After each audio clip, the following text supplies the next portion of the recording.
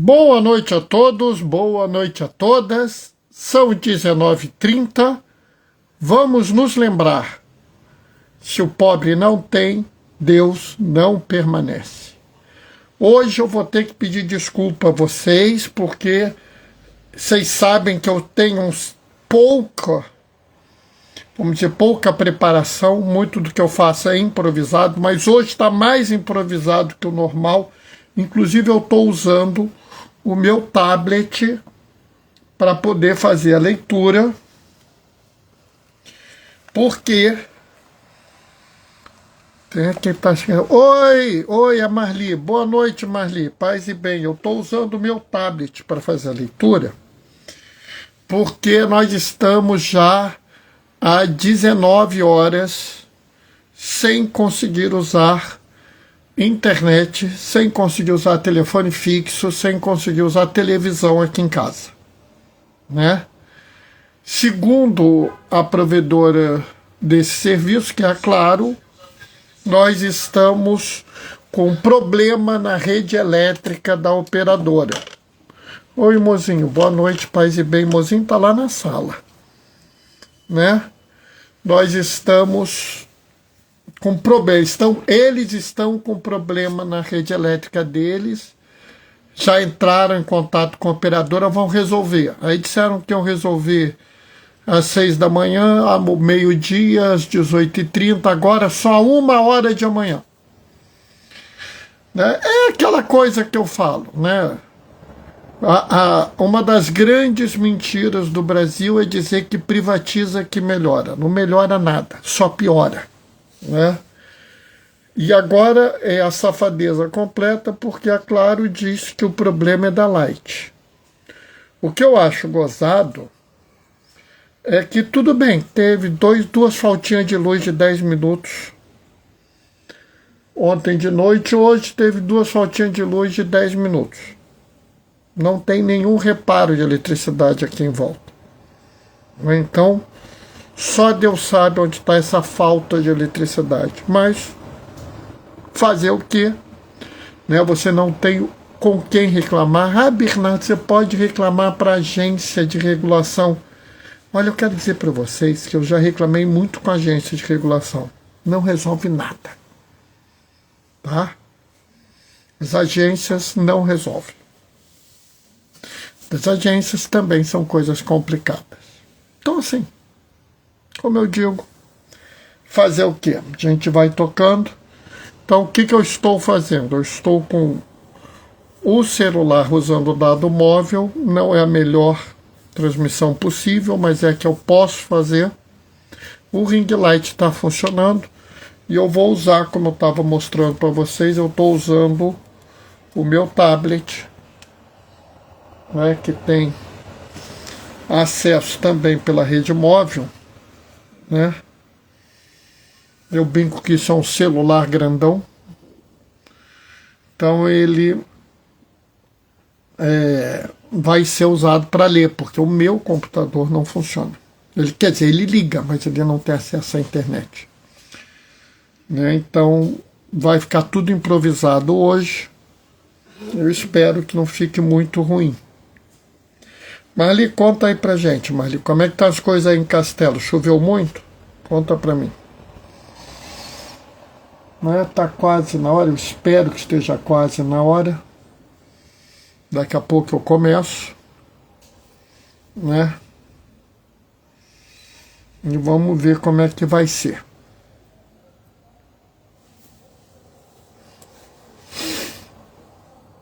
Bom, tá na hora, vamos começar. O Senhor esteja convosco, Ele está no meio de nós. Proclamação do Evangelho de Jesus Cristo, segundo Marcos. Jesus estava passando por uns campos de trigo em dia de sábado. Seus discípulos começaram a arrancar espigas enquanto caminhavam. Então os fariseus disseram a Jesus: olha, porque eles fazem dia de sábado que não é permitido. Jesus lhe disse: Por acaso não lestes o que Davi e seus companheiros fizeram quando passaram necessidade e tiveram fome?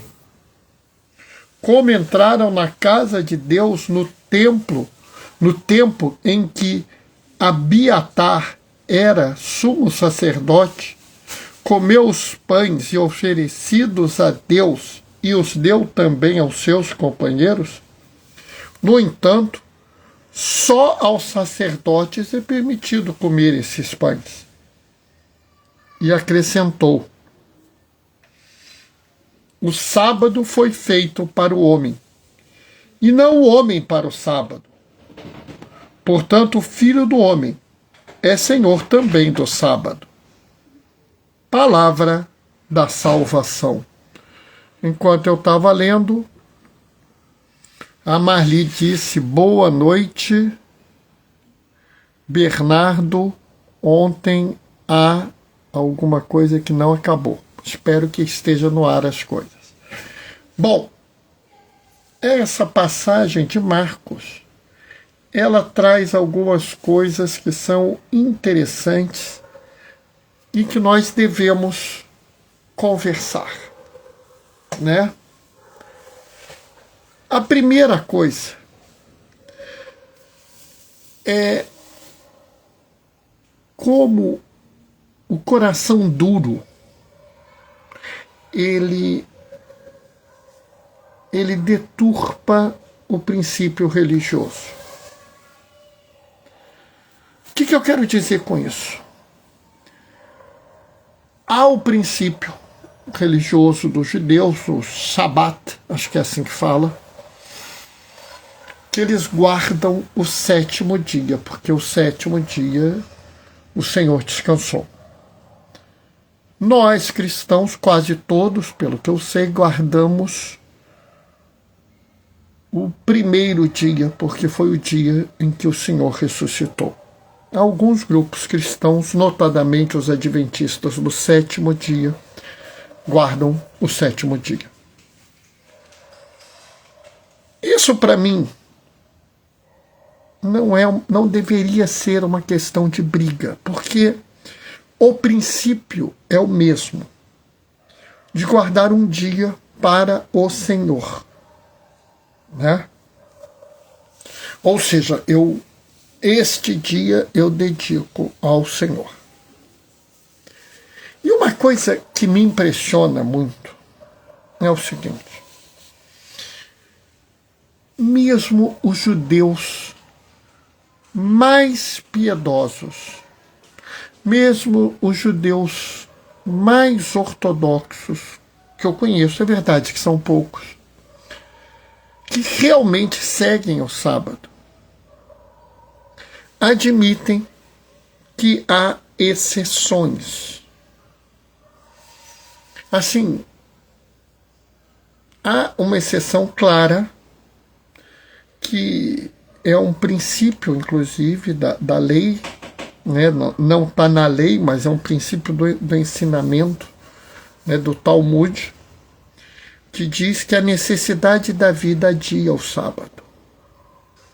Então, por exemplo, o médico for judeu, mais cumpridor, mais rígido, mais ortodoxo que for, se vê uma pessoa numa situação crítica de doença, ele vai atender. O mesmo vai ser no enfermeiro. O mesmo que seja um bombeiro, um salva-vidas, eles irão agir, mesmo que seja o sábado, e mesmo que eles sejam os caras mais rigorosos, porque a necessidade da vida adia o sábado.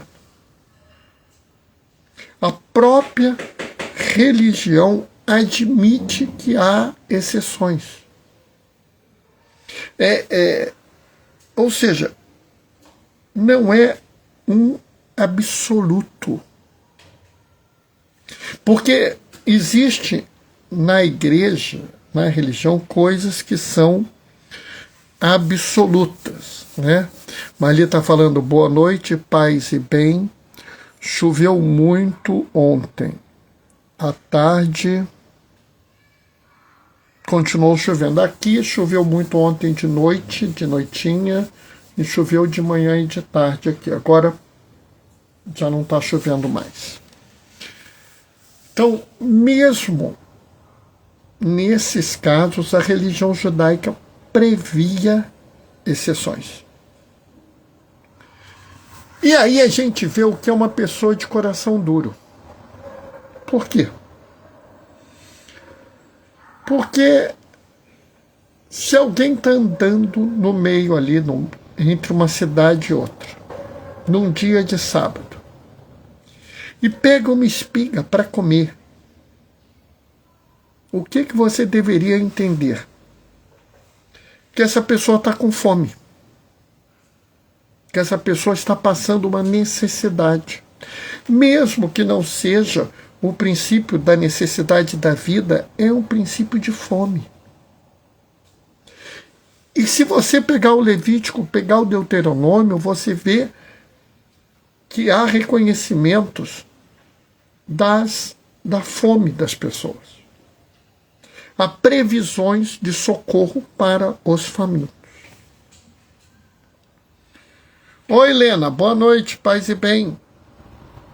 Horas. Por que então os fariseus questionaram Jesus? Porque eles têm um coração duro. Porque o coração deles é tão duro que eles não conseguem ver que o princípio primeiro da religião não é a regra. O princípio primeiro da religião é o amor, é o coração, é a pessoa. Sabe, o cardeal Fernandes, o Tuco, do Dicastério da Doutrina da Fé, falou isso, inclusive, no consistório. No primeiro consistório do Papa Leão. Né? Primeiro o coração, depois as regras. Primeiro o anúncio de Jesus, depois as regras. Primeiro mostrar ao mundo o testemunho do amor, depois as regras. Isso não é uma novidade. Isso não é algo além, mas eles estão preocupados com a regra. E aí, Jesus dá uma colocação que é genial. Sabe, a gente às vezes precisa aprender isso com Jesus. Jesus, em vez de reagir, virar e falar assim, tá vendo, seu bando de burro, seu imbecil não entende nada do judaísmo. Ele vira e fala assim, olha, você, por acaso, já leu o que o Davi, que era o grande rei deles, e seus companheiros fizeram quando passaram necessidade? Ele imediatamente faz o quê? Primeiro, ele localiza a questão. Nós estamos diante de uma necessidade. Sabe, eu fico às vezes chocado com as coisas. Né? Por exemplo, daqui a pouco é a Quaresma.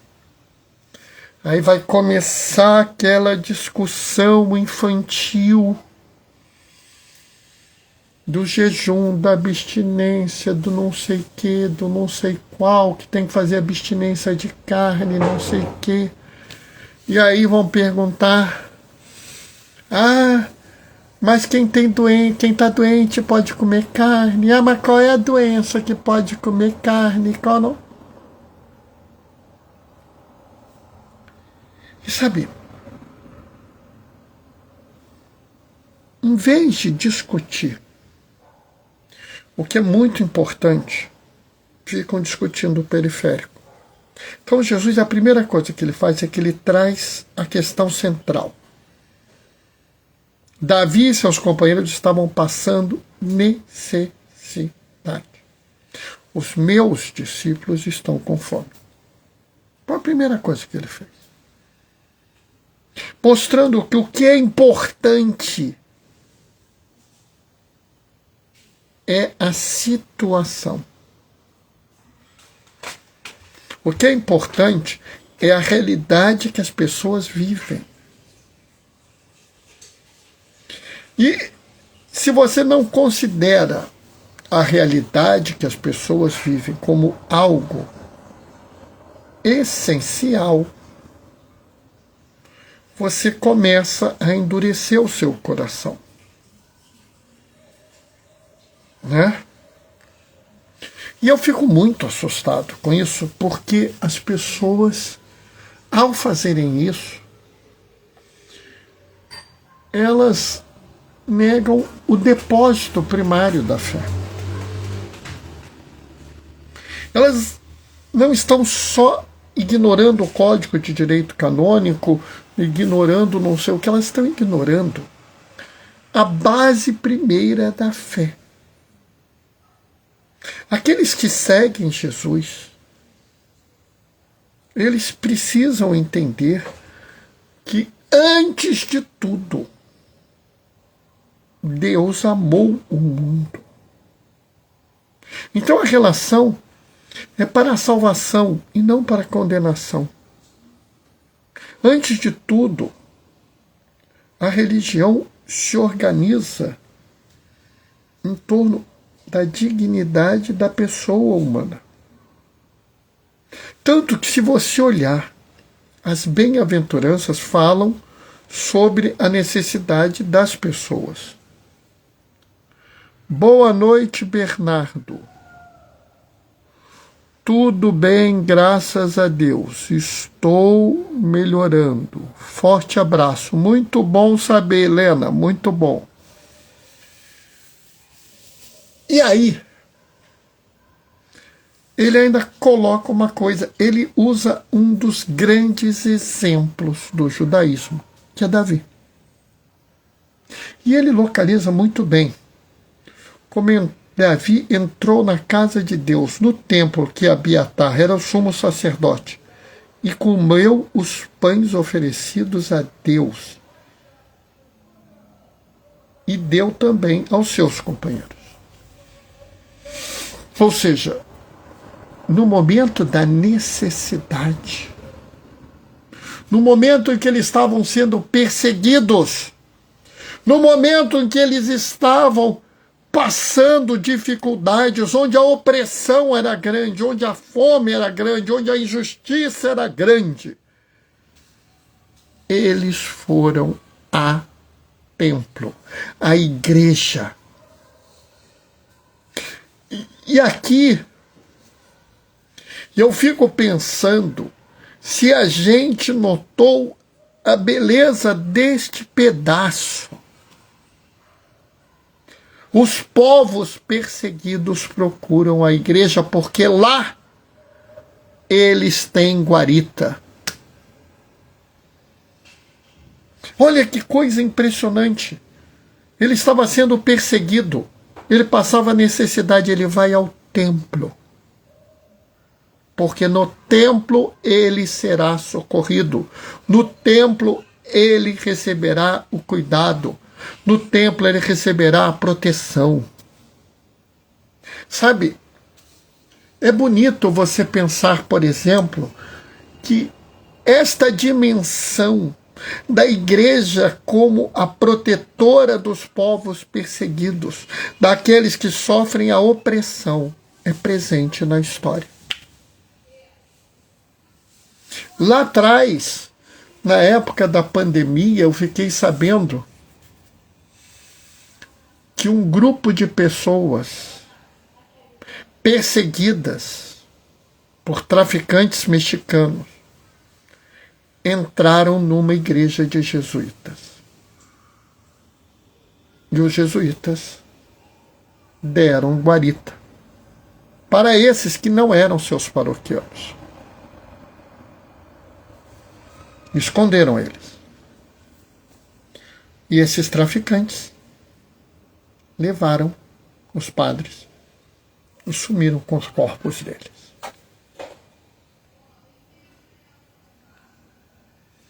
Mas os oprimidos, os perseguidos foram poupados. Por quê? Porque a igreja exerceu o seu papel.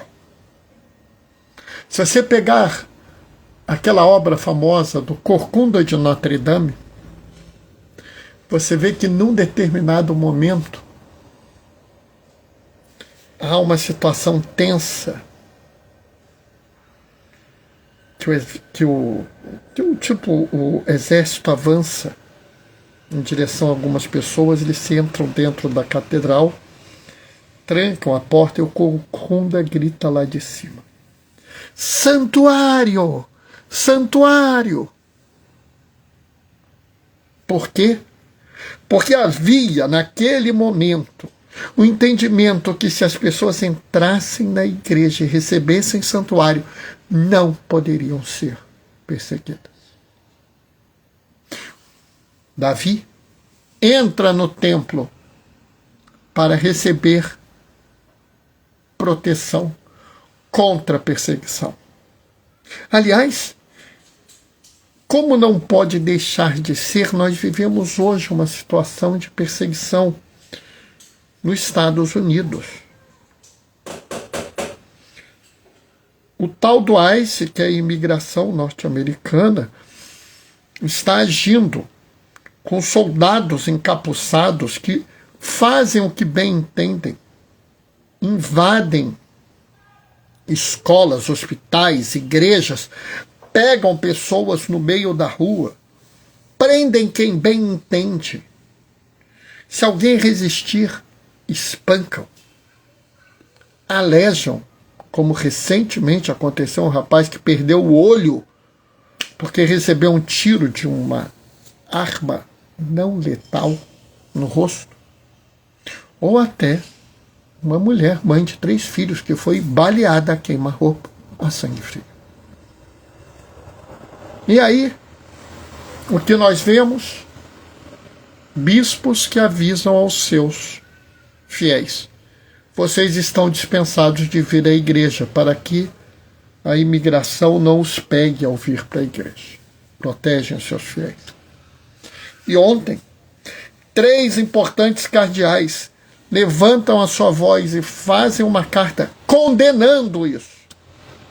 Ah, Bernardo, isso é política. Isso é defesa da vida. Isso é defesa da dignidade humana. É a igreja que se levanta contra a opressão e a tirania. É a igreja que defende os direitos das pessoas.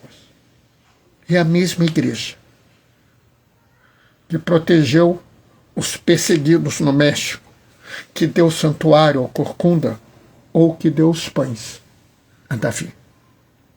É a igreja que se levanta e se levantará sempre contra a opressão, contra a tirania e contra a perseguição. E se ela não fizer isso, ela deixa de ser a igreja de Jesus Cristo. Ela deixa de ser a igreja do Deus de Abraão, de Isaac e de Jacó. Deixa de ser a igreja do advogado, do paráclito, daquele que nos socorre nos momentos difíceis e nos inspira aquela esperança teimosa, aquela loucura de Deus que os profetas têm. Mas ele foi a demais. Ele se alimentou do pão dos sacerdotes. O pão que só os sacerdotes podem tocar, só os sacerdotes podem comer. Que até os sacerdotes precisavam se preparar para comer, mas naquele momento era o pão do perseguido, o pão do oprimido, o pão do sofredor, o pão do faminto. A igreja, a religião, abre mão das regras para socorrer aqueles que precisam. E essa dimensão, onde você suspende as regras, os regulamentos, para socorrer aqueles que precisam, deveria ser exaltada por nós. Deveria ser considerada uma das marcas de nós que seguimos Jesus. E aí, Jesus lança uma frase que deveria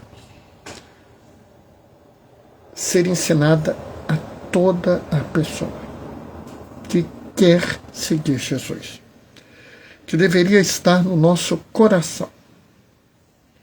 O sábado foi feito para o homem, e não o homem para o sábado.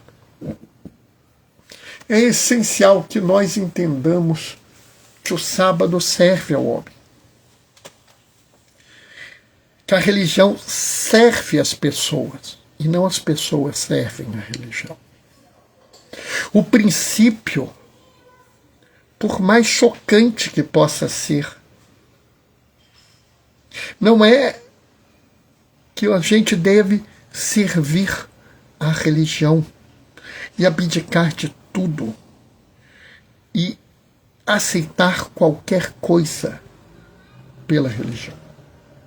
Pelo contrário, a religião só exerce o seu papel se ela serve à humanidade, se ela transforma a humanidade em algo bom. Ô, Helena, paz e bem. Se um princípio religioso ofende a dignidade do ser humano, nós devemos suspendê-lo nesse momento. Se um compromisso religioso coloca em risco a vida de um ser humano, ele deve ser suspenso. Se o entendimento de um princípio religioso me leva à possibilidade de fazer mal a um ser humano, ele deve ser suspenso, até que a gente entenda corretamente ele. Em vez de ficar nessa discussão estéril, bobinha, se a gente deve ou não deve fazer abstinência, jejum, não sei o quê, não seria melhor a gente discutir a necessidade real das pessoas e se levantar contra uma sociedade que gasta trilhões em armas de guerra para matar famintos? O Papa Leão colocou esse tipo de coisa, né? Ontem choveu muito, hoje começou à tarde e ainda continua. Eita ferro, tá chovendo para valer aí, né? Aqui parou. Sabe, o Papa Leão traz essa discussão na mensagem da paz. Nós devemos cada vez mais pensar e repensar as realidades para que a gente possa... Marli, boa noite para todos. Boa noite, Marli. Assim, a gente tem que repensar as coisas. Em vez da gente ficar discutindo se uma moça pode ou não pode usar uma saia ou um decote ou não sei o que, a gente tem que discutir qual é a base de uma sociedade que permite que qualquer pessoa seja atacada, né, o tempo todo. Uma mulher pode ser assediada a qualquer momento nesse país. E isso não te escandaliza. Mas se a saia estiver acima do joelho, na igreja você fica horrorizado. Me desculpa. Não é essa a religião que o Senhor te ensinou. A religião que o Senhor te ensinou diz que as pessoas são corpos, são templos do Senhor, e qualquer profanação a um corpo é um atentado ao próprio Deus. E você assediar, forçar uma pessoa, não é algo muito mais grave do que se mostra ou não mostra o joelho?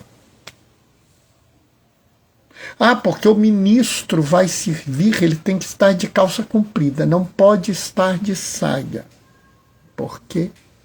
Qual é a importância? Qual é a questão relevante?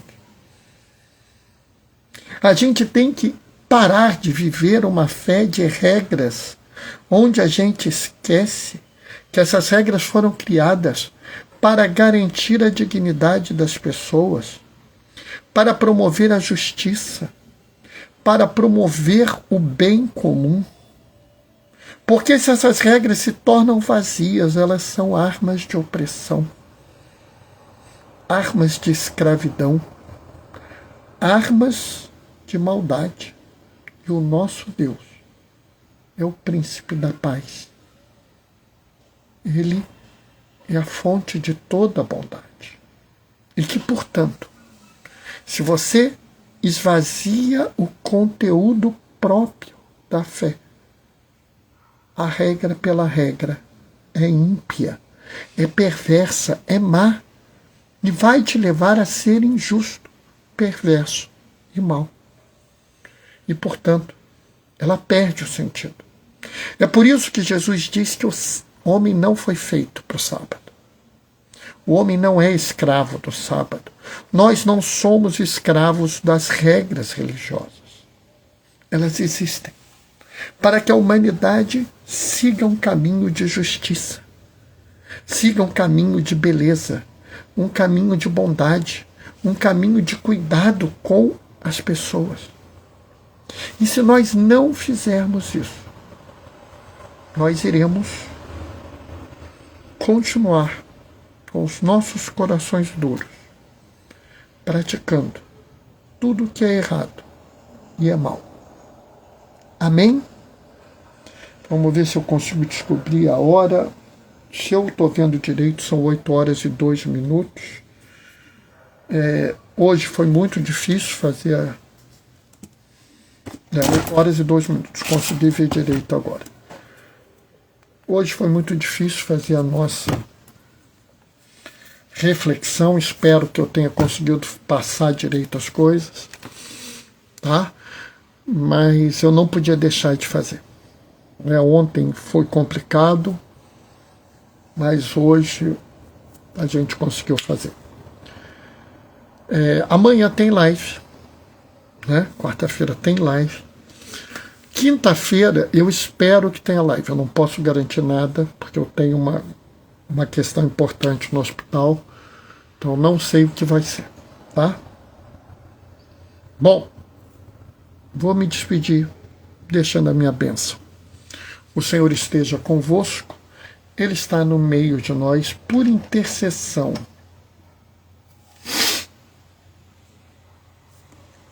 de Martinho de Lima. Desça sobre vós e permaneça para sempre a bênção do Deus Todo-Poderoso no amor, aquele que é Pai, Filho e Espírito Santo.